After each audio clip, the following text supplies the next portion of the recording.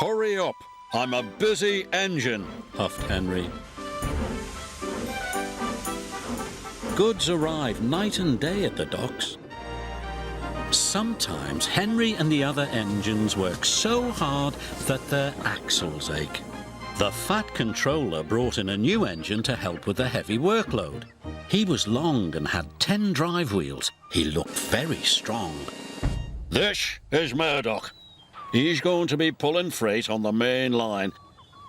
Ahoy, Murdoch! Shouted Salty. Welcome, Murdoch, called Harvey. You're the biggest engine I've ever seen, cried Thomas. You're a chatty lot, Murdoch said quietly.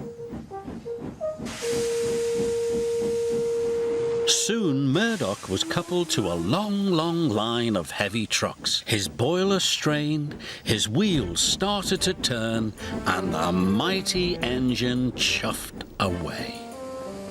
Murdoch longed for some peace and quiet. But everywhere he went, it was noisy and crowded.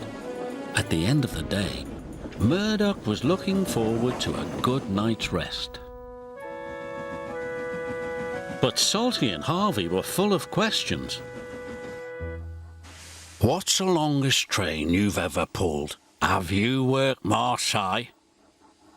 Have you ever crashed?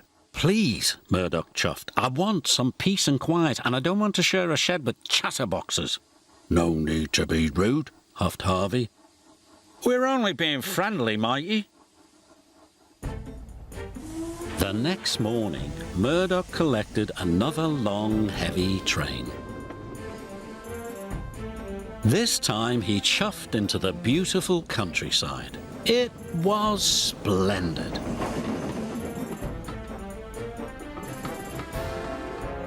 At last he had some peace and quiet.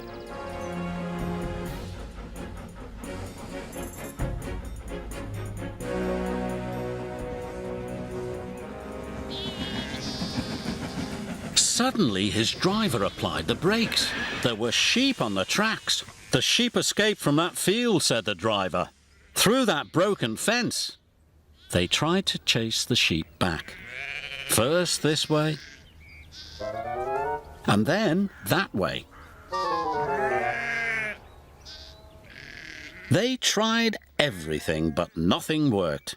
We'll never move these sheep by ourselves, complained the fireman. I'll go and phone for help, sighed the driver. Murdoch was very unhappy. The noisy sheep were spoiling his peace and quiet. The fat controller was enjoying afternoon tea when he got the call. Sheep?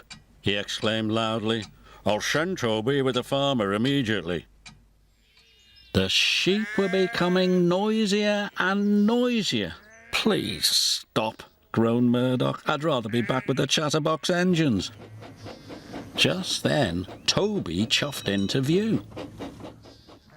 Toby, exclaimed Murdoch, we're certainly glad to see you.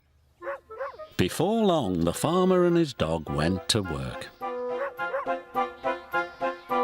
And the sheep were soon safely back in their field. And Murdoch was on his way again.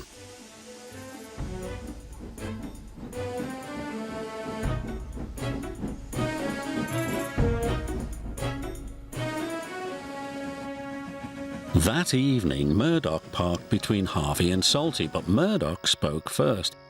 I'm sorry that I was cross, he chuffed. I'm very pleased to share a shed with you.